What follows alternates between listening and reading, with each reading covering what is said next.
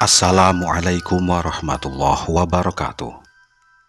Selamat malam, salam jumpa, salam kenal para sahabat Kahor dimanapun kalian berada. Masih bersama Bang Fawa. Malam ini Bang Fawa akan menceritakan kisah seram Jerat Tumbal Kalimantan. Sebuah kisah horor tentang legenda hantu Banyu Kalimantan. Bagaimana ceritanya? Langsung saja, mari kita simak bersama-sama.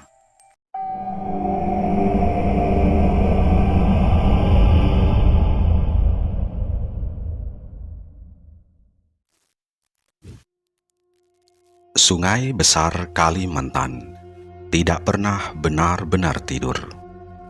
Di permukaannya, air tampak tenang, mengalir kecoklatan membawa lumpur dari hulu yang jauh di jantung hutan hujan.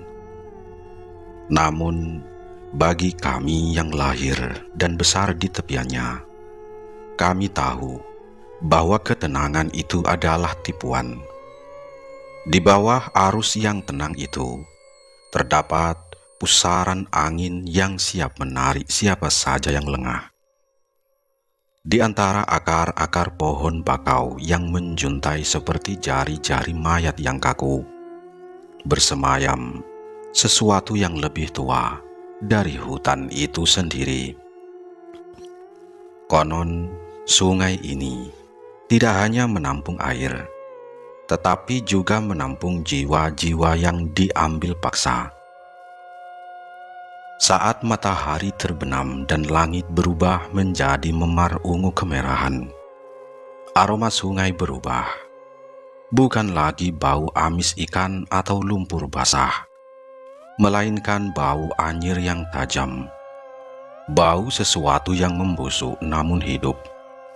Orang-orang tua bilang, jika kau mendengar suara kecipak air saat tidak ada angin dan perahu, jangan menoleh. Itu dia, penjaga sungai yang kesepian, mencari teman yang baru untuk diseret ke dasar yang gelap dan dingin selamanya. Namaku Mustafa. Orang-orang kampung memanggilku Mus Jala karena keahlianku melempar jala yang tak pernah meleset.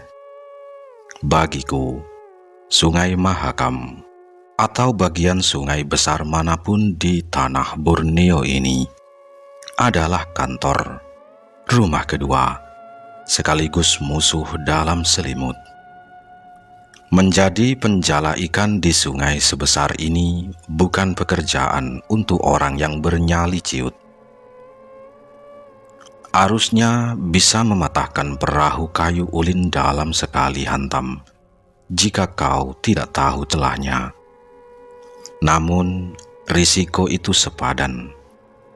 Ikan patin, baung, hingga udang galah berukuran lengan orang dewasa adalah emas yang berenang.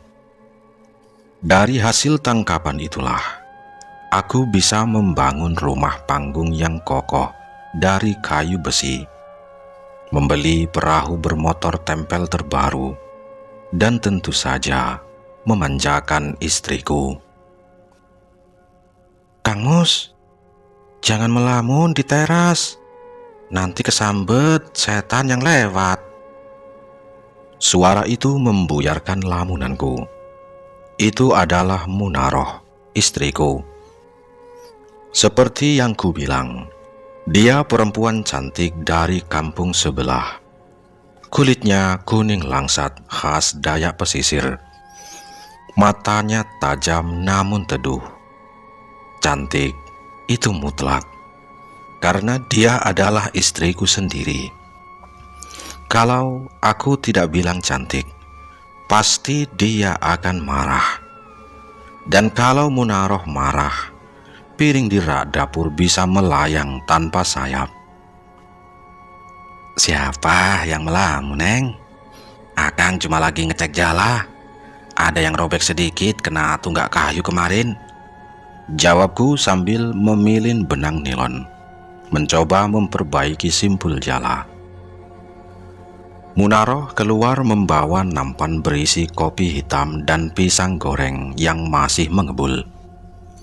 Dia duduk di sebelahku, memandang sungai yang mulai gelap di telan senja. Wajah cantiknya terlihat murung, sebuah ekspresi yang belakangan ini sering ia tunjukkan. Sudah 15 tahun aku menikah dengan Munaroh. 15 tahun yang penuh tawa, namun juga diwarnai keheningan yang menyakitkan. Setiap kali kami melihat anak-anak tetangga berlarian di kolong rumah, belum juga kami ini dikaruniai anak.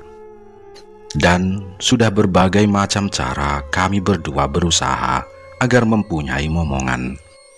Mulai dari dokter di kota, bidan kampung, sampai meminum ramuan akar-akaran pahit dari pedalaman.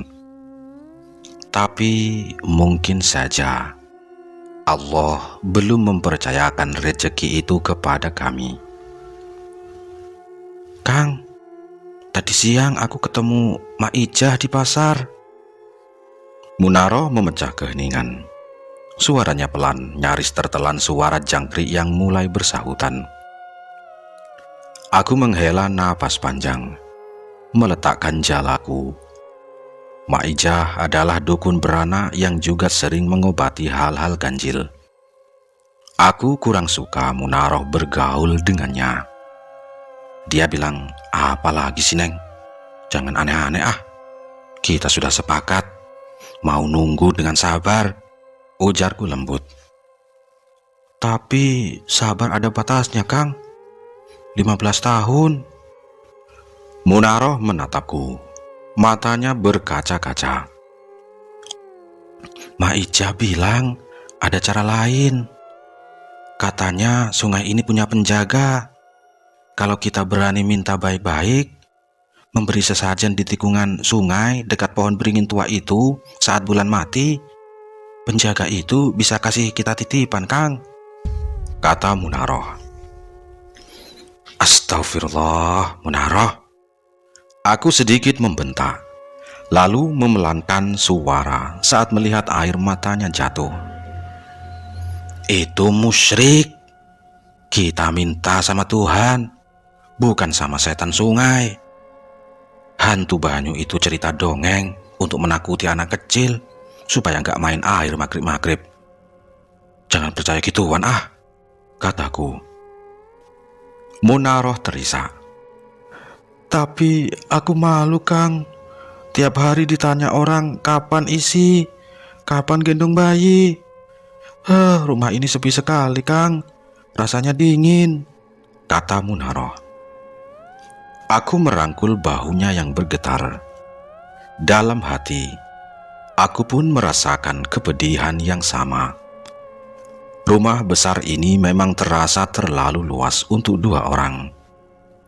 Namun, meminta pada penjaga sungai itu gila. Sudah ya, besok Akang mau menjala agak ke hulu di dekat Teluk Naga. Katanya di sana lagi musim ikan lais. Kalau dapat banyak, kita jalan-jalan ke kota ya. Kita lupakan omongan Mak Ijah itu," kataku. Munaroh mengangguk lemah, meski matanya menyiratkan ketidakpuasan. Malam itu, kami tidur dengan punggung saling membelakangi. Namun, di tengah malam buta, aku terbangun. Bukan karena suara nyamuk, melainkan karena suara senandung. Itu suara Munaroh. Dia tidak ada di sampingku. Aku bangkit, berjalan pelan menuju pintu belakang yang menghadap langsung ke sungai. Pintu itu terbuka sedikit. Angin malam yang lembab dan berbau amis menusuk tulang. Di ujung pelataran kayu atau batang, Munaroh berdiri mematung menghadap air yang hitam pekat. "Neng, Panggilku pelan. Dia tidak menoleh. Tangannya memegang sesuatu. Sebuah bungkusan kain putih kecil. Dia menggumamkan sesuatu yang tidak bisa ku dengar jelas. Tapi nadanya seperti orang yang sedang menimang bayi. Munaro! Aku setengah berteriak menyentuh bahunya. Dia tersentak hebat. Bungkusan itu terlepas dari tangannya dan plung, jatuh ke sungai. Kang, tadi ada suara bayi nangis di air. Dia kedinginan, Kang. Dia minta digendong, kata Munaro dengan wajah pucat pasi. Matanya melotot kosong, seolah baru bangun dari mimpi buruk. Aku melihat ke bawah, ke permukaan air yang gelap. Tidak ada apa-apa di sana. Hanya riak kecil bekas bungkusan tadi jatuh. Tapi bulu kudukku meremang hebat. Udara di sekitar kami tiba-tiba menjadi sangat berat. Dan bau anyir yang busuk itu, bau bangkai yang sudah lama, tiba-tiba menyeruak, memenuhi rongga hidungku. Dari kegelapan air di bawah kolong rumah kami, terdengar suara gelembung udara besar pecah di permukaan.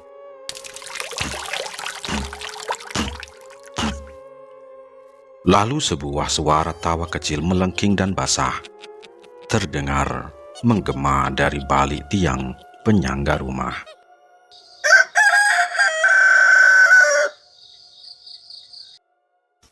Matahari Kalimantan memanggang kulitku tanpa ampun. Di sungai besar ini, bahaya tidak hanya datang dari makhluk tak kasat mata, tetapi juga dari penguasa rantai makanan yang sesungguhnya, sang buaya muara. Di kampung tepian sungai besar ini, buaya bukanlah legenda. Mereka adalah tetangga yang mematikan. Kami menyebutnya si Embah atau orang air sebagai tanda penghormatan sekaligus ketakutan. Saat aku menebar jala, mataku tidak boleh hanya terpaku pada pergerakan ikan di permukaan.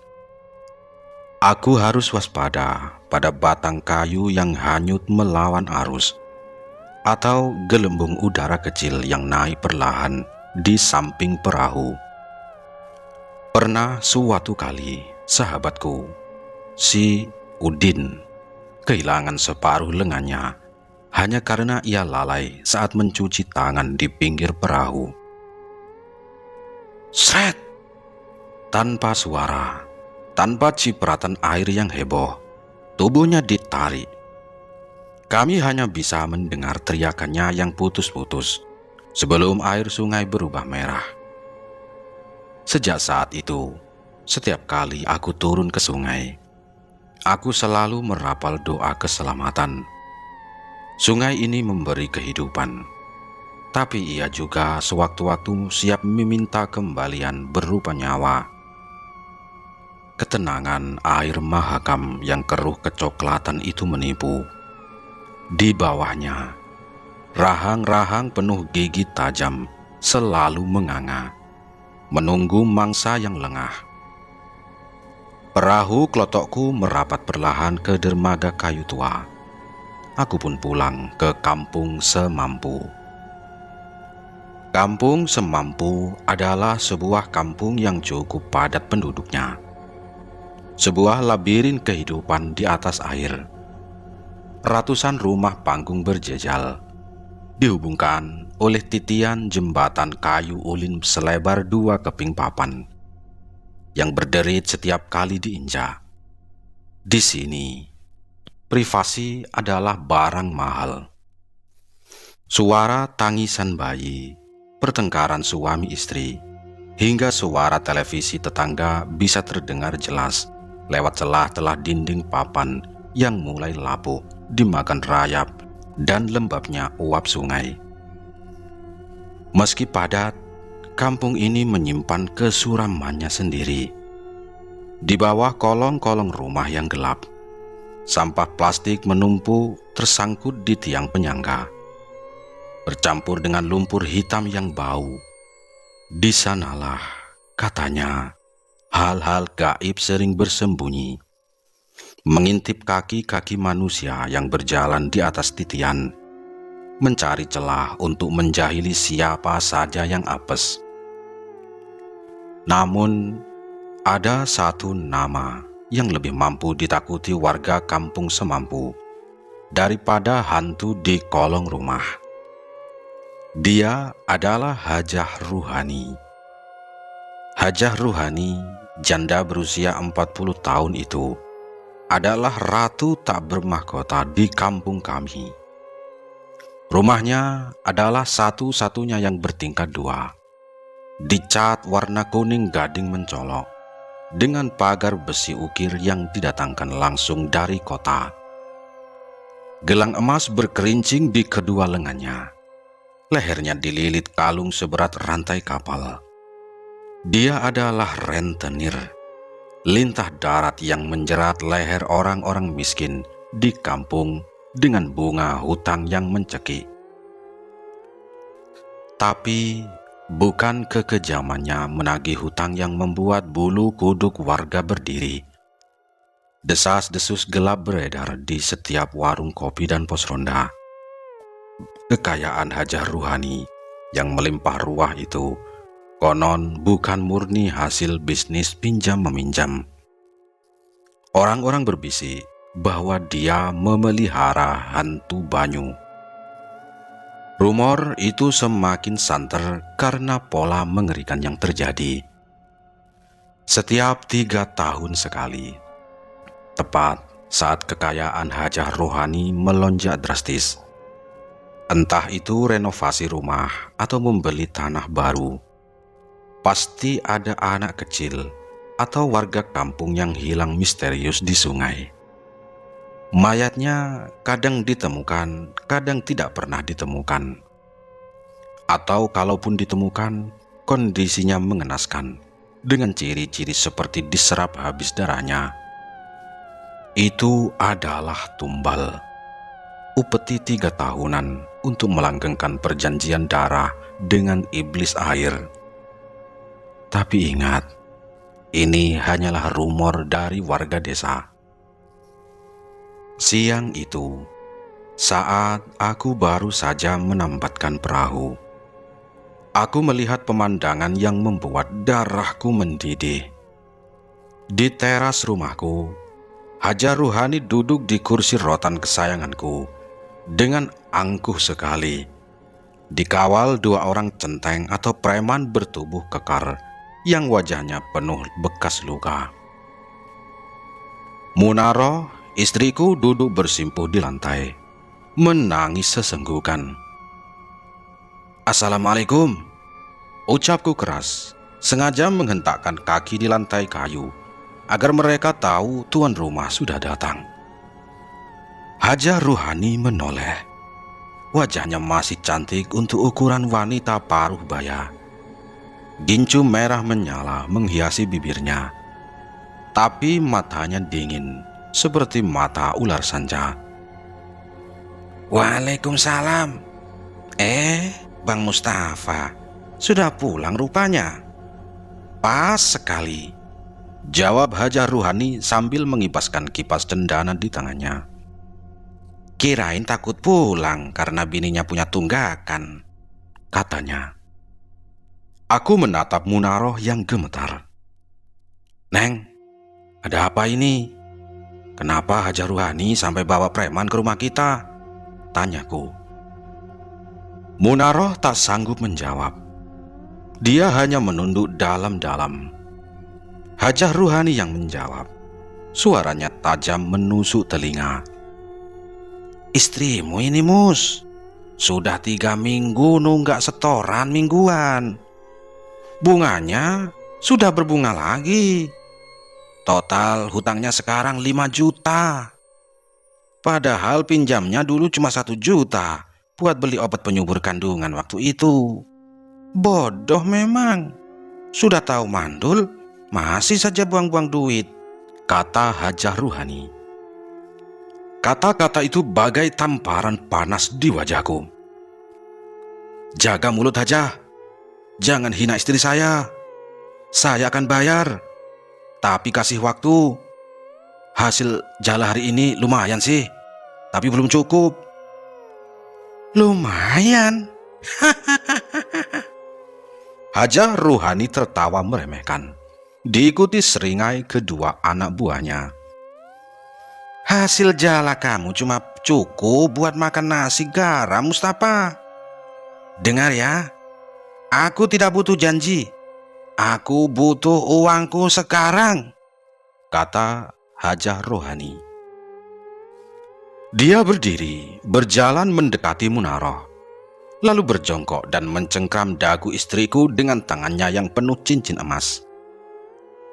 Dengar Munaroh manis, bisik Hajah Ruhani, tapi aku masih bisa mendengarnya.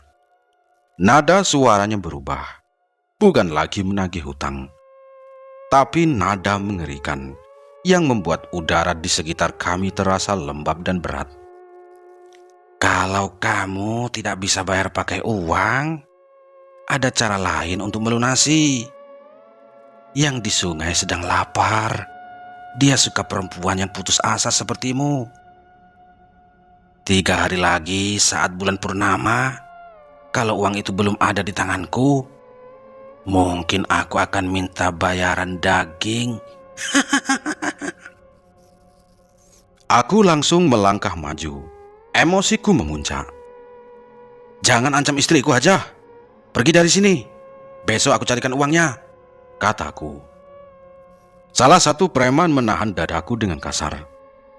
Hajah Ruhani berdiri, merapikan kebaya mahalnya. Baik, 3 hari Mustafa, 3 hari. Hajah Ruhani tersenyum penuh arti. Matanya menatap Munaroh, seolah sedang menaksir harga seekor ternak. Kalau tidak, kalian akan tahu kenapa tidak ada yang berani main-main dengan Hajah Ruhani di kampung semampu ini. Ingat, hutang nyawa dibayar nyawa, hutang uang dibayar uang. Rombongan lintah darat itu pergi meninggalkan rumah kami.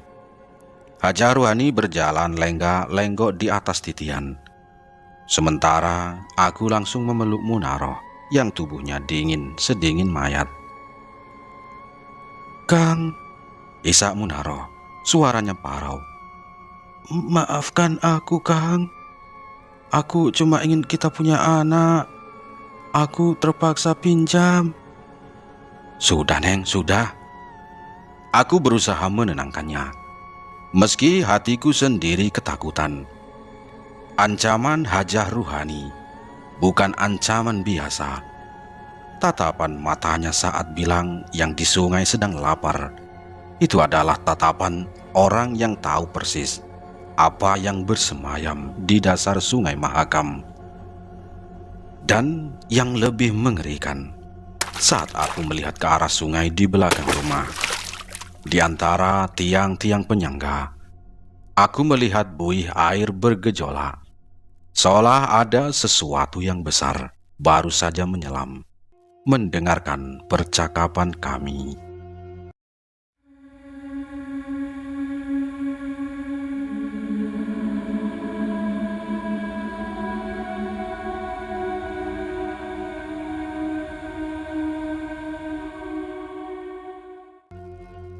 Tiga hari rasanya berjalan secepat kedipan mata. Namun, setiap detiknya menyiksa, bagaikan sayatan sembilu. Matahari sudah hampir tenggelam di ufuk barat, menandakan bergantinya hari menuju batas akhir tempo yang diberikan Hajah Ruhani. Aku duduk bersila di lantai papan rumahku, menghitung ulang uang receh dan lembaran ribuan yang kusimpan di kaleng bekas biskuit. Hasilnya nihil, jauh dari cukup. Jangankan 5 juta untuk melunasi hutang pokok dan bunganya, Untuk membayar setorannya saja, aku masih kurang separuhnya. Ikan-ikan di sungai seolah bersembunyi, lari ketakutan entah karena apa. "Kurang berapa, Kang?" Suara Munaroh terdengar lirih dari ambang pintu kamar. Matanya bengkak, tanda ia menangis seharian. Aku menghela napas berat, memasukkan kembali uang itu dengan frustasi. "Masih jauh, Neng. Ikan lagi susah. Kalau besok pagi Hajah Ruhani datang dan uang ini belum ada, Akang nggak tahu lagi nasib kita. Dia bukan orang yang main-main sama ancamannya," kataku. Munaroh mendekat, memeluk lututku. "Apa kita jual saja perahu kelotokmu, Kang? Atau cincin kawin ini?" "Perahu itu nyawa kita, Neng. Kalau dijual, kita makan apa bulan depan? Cincin itu juga nggak seberapa harganya dibanding bunga hutang lintah darat itu," jawabku putus asa. Otakku berputar keras. Hanya ada satu cara: menjala di malam hari. Di hulu sungai biasanya ikan-ikan besar seperti patin dan lais keluar mencari makan saat gelap gulita. Tapi resikonya bukan main. Malam hari adalah waktunya penguasa sungai yang sesungguhnya berpesta. Buaya muara menjadi lebih agresif. Mata mereka menyala kuning di permukaan air, siap menyambar apa saja yang bergerak. Dan lebih dari itu, mitos tentang hantu banyu.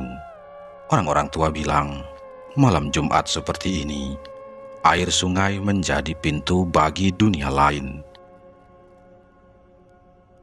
"Akang mau kemana bawa jala malam-malam begini?" Munaroh menahan tanganku saat melihat aku memanggul jala dan senter kepala. Wajahnya pucat ketakutan. "Akang harus pergi, Neng. Ini satu-satunya jalan," kataku tegas, mencoba menyembunyikan getar ketakutan dalam suaraku sendiri. "Kalau Akang dapat patin besar, 3 atau 4 ekor saja malam ini, besok pagi mungkin kita bisa bayar setoran Hajah Ruhani. Kita bisa minta waktu perpanjangan," kataku. "Jangan pergi, Kang. Bahaya.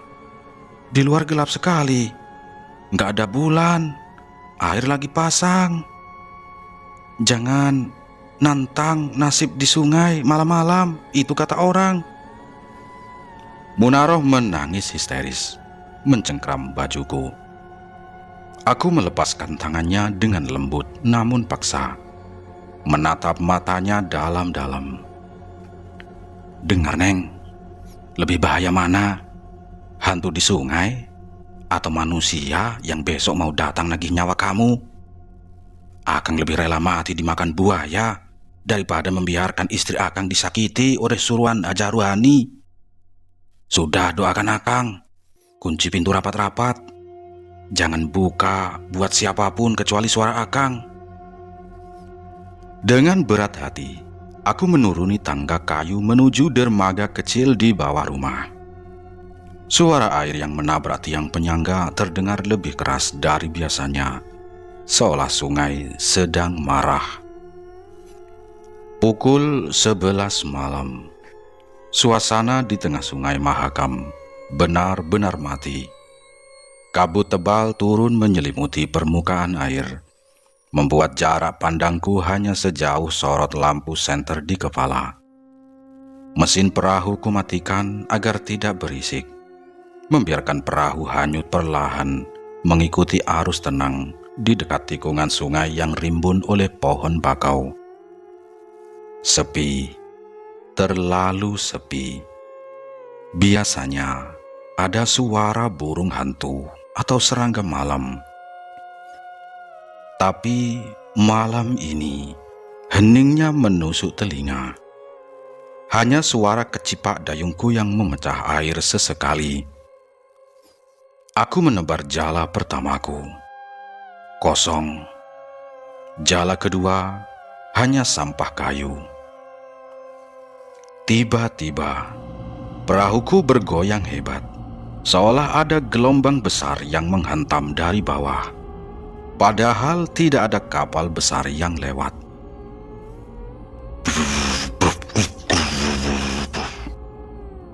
Tepat 5 meter di depan perahuku, air yang tadinya tenang mulai bergolak. Muncul riak-riak aneh yang berputar.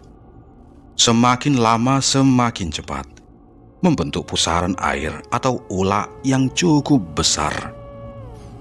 Pusaran itu hitam pekat, seolah menyedot cahaya senterku.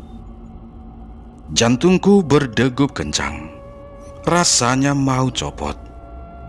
Tiba-tiba, aku teringat pesan Haji Nasruddin, guru ngaji di kampung seberang, yang pernah mewanti-wanti para nelayan. "Mustafa, kalau kau melaut malam hari dan melihat air berputar tanpa sebab, padahal tidak ada angin, segera putar balik. Jangan dilihat, jangan ditunggu. Itu bukan pusaran air biasa. Itu jalan keluar bagi mereka yang dingin. Buaya pun takut mendekat kalau air sudah begitu." Pesan Haji Nasruddin yang terngiang-ngiang di kepalaku. Tanganku gemetar memegang dayung, berniat memutar perahu. Tapi terlambat. Dari tengah pusaran air yang menderu itu, perlahan-lahan muncul sesuatu. Bukan kayu, bukan buaya. Itu kepala manusia. Rambutnya panjang, basah dan kusut masai, menutupi sebagian wajahnya, mengambang seperti gulma sungai yang busuk. Tubuhnya terangkat pelan-pelan, mengenakan kain putih yang sudah berubah warna menjadi coklat lumpur dan tercabik-cabik. Baunya, ya Allah, baunya busuk sekali, seperti campuran bau amis darah dan bangkai yang sudah terendam berminggu-minggu. Sosok itu mengangkat wajahnya. Senter di kepalaku menyorot tepat ke arahnya. Wanita itu, wajahnya hancur, kulitnya pucat kebiruan seperti mayat tenggelam. Matanya merah menyala tanpa pupil, menatapku dengan kebencian yang purba. Tapi yang paling mengerikan adalah mulutnya. Bibirnya robek lebar. Sobekan itu memanjang dari ujung bibir hingga hampir menyentuh telinganya, memperlihatkan gigi-gigi runcing yang hitam dan berlumut. Dia mengangkat tangannya. Jarinya kurus kering, hitam legam, dengan kuku-kuku cakar yang panjang melengkung setajam pisau belati.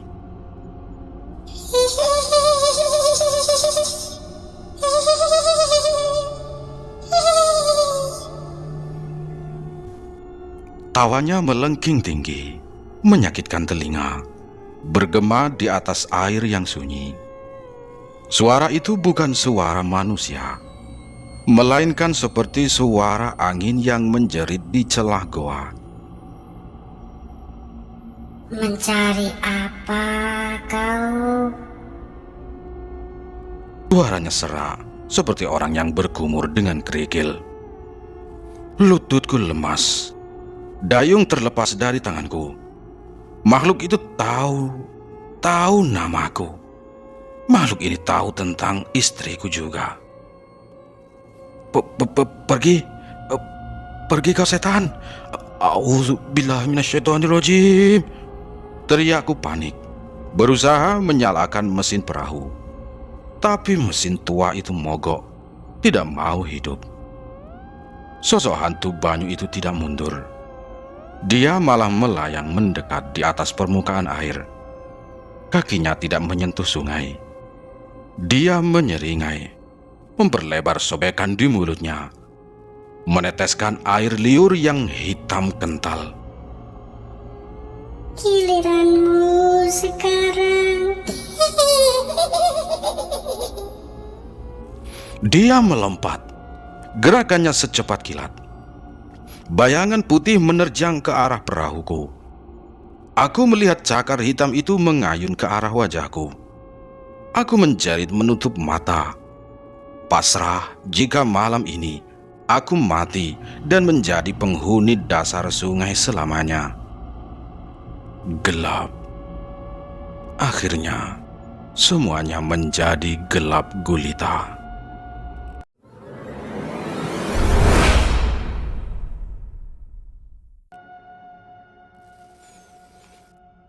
Cahaya matahari yang hangat menusuk kelopak mataku. Suara burung berkicau terdengar sayup-sayup. Aku tersentak bangun, terbatuk-batuk memuntahkan air sungai. Kepalaku pening luar biasa. Aku melihat sekeliling. Aku terdampar di pinggiran sungai yang berlumpur, tidak jauh dari dermaga kampungku sendiri. Perahuku tersangkut di akar bakau, mesinnya mati. Aku masih hidup. Raba-raba wajahku. Tidak ada luka cakar.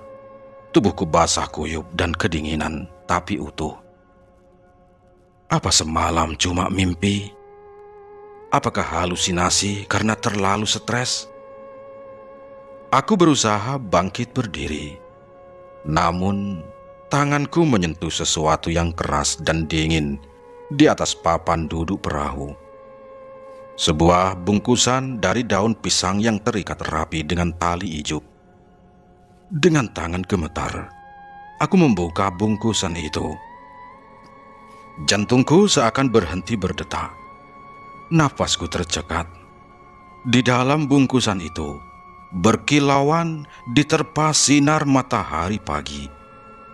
Terdapat sebuah lempengan emas murni. Bentuknya kasar, tidak beraturan seperti emas mentah dari tambang pedalaman. Tapi ukurannya lumayan besar. Jika ditaksir, beratnya mungkin sekitar 3 ons atau 300 gram. Nilainya pasti jutaan rupiah. Aku menatap emas itu, lalu menatap sungai yang tenang di hadapanku. Perasaan gembira membuncah. Ini cukup. Ini lebih dari cukup untuk melunasi hutang hajah Ruhani dan membeli perahu baru. Kami selamat. Tapi sedetik kemudian, kegembiraan itu berganti menjadi rasa dingin yang mencekam. Hantu itu nyata. Emas ini nyata. Hantu itu memberiku emas ini. Kenapa? Tidak ada yang gratis di dunia ini, apalagi dari makhluk sejahat itu. Aku menggenggam emas itu erat-erat. Rasanya berat dan panas di tangan. Aku merasa baru saja menandatangani kontrak kematian tanpa sadar. Mustafa, Mus, hei Mus. Suara teriakan warga terdengar dari arah kampung. Ada mayat hanyut. Aku menoleh cepat ke arah kerumunan di dermaga. Pagi itu baru saja dimulai, tapi teror hantu Banyu sepertinya belum berakhir. 3 hari berlalu dalam kabut ketegangan. Pagi itu, kerumunan orang di dermaga menjadi pemandangan yang tak terhindarkan. Aku bergegas mendekat, masih basah kuyup dari semalam, dan memegang bungkusan daun pisang berisi emas itu erat-erat di balik bajuku.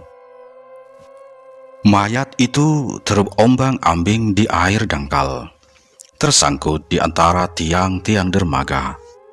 Wajahnya membiru, matanya melotot tajam seolah masih memendam kengerian terakhir yang ia lihat, dan mulutnya menganga. Busa putih memenuhi sela-sela bibirnya. Perutnya membesar, kembung seperti balon yang diisi air, ciri khas dari tubuh yang sudah lama terendam. "Astagfirullah, itu busana!" seru salah seorang warga kampung dengan nada ngeri. Aku mendekat, mencium bau anyir yang sangat menyengat. Bukan hanya amis sungai, tapi bau daging membusuk dan belerang yang samar. Itu adalah mayat Busanah, seorang wanita paruh baya yang dulunya bekerja sebagai pembantu di rumah Hajah Ruhani, sebelum akhirnya diberhentikan karena kesulitan mental dan sering terlihat linglung. Kasihan, dia memang sering terlihat berkeliaran sendirian di pinggir sungai. "Lihat Pak RT, perutnya buncit begitu. Sudah berapa lama di air ya?" ujar seorang ibu-ibu. "Iya, saya lihat tadi malam dia masih jalan di titian dekat warung," timpal yang lain. Hatiku mencelos. Busanah, wanita lemah dan tak berdaya. Apakah dia yang menjadi tumbal atas emas yang kudapatkan semalam? Apakah hantu Banyu mengambilnya sebagai ganti kekayaan yang kini ada di genggamanku? Ketegangan dan kengerian menjalar di sekujur tubuhku. Aku cepat-cepat menarik diri dari kerumunan, berpura-pura muntah karena bau busuk yang luar biasa. Aku harus bertindak. Menyimpan emas itu sama saja dengan menyimpan bom waktu. Aku menuju kampung seberang, ke tempatnya Haji Salamin, satu-satunya toko emas dan tukang gadai terpercaya di daerah ini. Haji Salamin dengan kacamata tebal dan sikapnya yang teliti menimbang emas yang kubawa dengan timbangan kunonya. "Dari mana kamu dapat emas sebesar ini, Mus?" "Emas mentah. Jarang-jarang ada yang bawa ke sini," tanya Haji Salamin sambil membolak-balik bongkahan itu. Matanya menyipit penuh selidik. Aku berbohong, berusaha terdengar tenang. "Ya, baru ditemukan Ji. Itu di karang batu, agak jauh lah di hulu. Kayaknya peninggalan orang zaman dahulu. Kebetulan sekali aku butuh uang cepat Ji."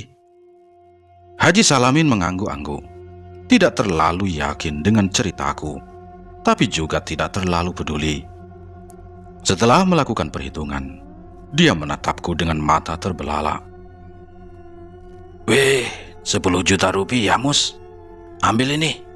Ini uang yang sangat besar, Nak. Di tahun ini, uang segini bisa beli sepeda motor baru dan masih ada kembaliannya," ujar Haji Salamin, menyerahkan segepok uang tunai dalam ikatan karet merah. Tahun itu tahun 2000. Harga emas masih cukup mahal. Hutangku pada Hajah Ruhani dan bunganya yang mencekik hanya sekitar 5 juta. Cukup. Aku mendapatkan lebih dari cukup. Semua ketakutan dan penderitaanku selama ini terbayar lunas. Aku segera kembali sebelum batas waktu habis. Terima kasih Ji. Semoga Allah membalas kebaikan Haji. Aku pamit." Ujarku langsung memasukkan uang itu ke dalam tas pinggang kulitku tanpa menghitung ulang. Aku bergegas kembali ke rumah. Tepat pukul 2 siang, pada hari ketiga, Hajah Ruhani datang. Kali ini ia tidak membawa centeng berotot, melainkan 2 wanita paruh baya yang berpakaian rapi, seolah mereka datang untuk menjemput jenazah. Raut wajah Hajah Ruhani dingin dan menuntut. Matanya menyiratkan kepastian bahwa aku akan gagal. Munarah duduk di sampingku, tangannya dingin dan berkeringat. "Sudah siap, Mustafa?" tanya Hajah Ruhani. Suaranya pelan tapi menusuk, seolah sedang menghitung mundur detik-detik kehancuranku. "Jangan buang waktuku. Aku datang bukan untuk mendengar tangisan dan janji-janji palsumu. kata Hajah Ruhani lagi. Aku berdiri tegak. Aku mengeluarkan semua uang dari tas pinggangku dan menghitungnya di hadapannya. 5 juta rupiah, Hajah, kataku. Suaraku tenang dan berat. Aku mendorong tumpukan uang itu di atas meja kayu ulin di antara kami. Pokok hutang, bunga, denda keterlambatan, dan saya genapkan sekalian untuk upah lelah. Semuanya lunas. Munaroh tersentak. Wajahnya yang tadinya bias kini dipenuhi kelegaan luar biasa. Wajah Hajah Ruhani yang selalu terlihat angkuh tiba-tiba berubah. Ia terdiam. Tatapan matanya tajam menusuk ke mataku, seolah berusaha membaca jiwaku. Ia menggeser uang itu, menghitung sekilas dengan gerakan terampil, lalu memandangi tumpukan itu lagi dengan ekspresi yang sulit dibaca. Dari mana kau dapat uang sebanyak ini, Mustafa? Hehehe, katanya. Itu bukan urusan Anda, Hajah, jawabku dingin. Urusan Anda hanya uang ini. Sekarang berikan surat hutang kami. Jangan pernah lagi injakkan kaki di rumah ini, kataku. Hajah Ruhani tidak langsung mengambil uangnya. Dia menyandarkan punggungnya ke sandaran kursi, mengamatinya sejenak. Aku yakin dia tahu betul jenis rejeki mendadak macam ini. Kau berani sekali, Mus. Aku tahu kau tidak mendapatkan ini dari menjala ikan. Ada yang lain yang mungkin saja sudah kau temui di sungai, bisiknya. Suaranya kini terdengar seperti dengusan marah dari balik topeng yang ia kenakan. Sudah saya bilang, ini urusan saya. Ambil uangmu. Kami tidak punya urusan lagi, ulangi aku. Hajah Ruhani akhirnya tersenyum. Senyum kemenangan yang dingin. Ia tahu bahwa meskipun hutang materi telah lunas, hutang spiritual kini berpindah tangan. Dan itu jauh lebih berbahaya. Ia merobek surat perjanjian hutang itu perlahan, lalu mengambil uangnya. Baik, lunas. Tapi ingat ya Mustafa, katanya saat berdiri, mencodongkan tubuhnya ke arahku. Kalau kamu mau menghutang lagi, bilang saja ya. Saya permisi, kata Hajah Ruhani. Sejak hari itu, hidupku berubah drastis. Emas itu tidak hanya cukup untuk melunasi hutang, tetapi sisanya menjadi modal yang sangat besar. Aku membeli perahu motor bekas dan mempekerjakan beberapa anak muda kampung untuk menjala. Rezekiku lancar luar biasa, seolah-olah sungai itu kini menjadi kasir pribadiku. Kami bisa memperbaiki rumah. Dinding-dinding panggung dicat ulang. Titian diganti dengan kayu ulin yang kokoh. Munaroh kini selalu tersenyum, berbelanja pakaian bagus dan perhiasan. Dia sudah tidak lagi menyinggung soal ramuan atau dukun, karena perhatiannya teralihkan oleh kemewahan yang tiba-tiba ini. Namun, di tengah semua kemakmuran itu, perasaanku sangat tidak nyaman. Aku bertambah kaya. Aku punya banyak uang, tapi aku tidak pernah merasa damai. Setiap malam, saat aku tidur, aku merasa air sungai di bawah rumahku berbisik. Setiap aku memegang uang, aku bisa merasakan dinginnya cakar panjang yang menghujam dari air. Aku tahu, aku sudah menjadi bagian dari rantai gelap itu. Emas itu adalah umpan. Dan kini aku terikat perjanjian dengan makhluk air yang menuntut nyawa. Aku melunasi hutang kepada lintah darat manusia, tapi aku kini berhutang pada hantu banyu. Dan aku tahu pasti, hutang yang ini jauh lebih mahal dan mengerikan daripada sekadar uang. Aku hanya menunggu. menunggu kapan dia datang untuk menagih.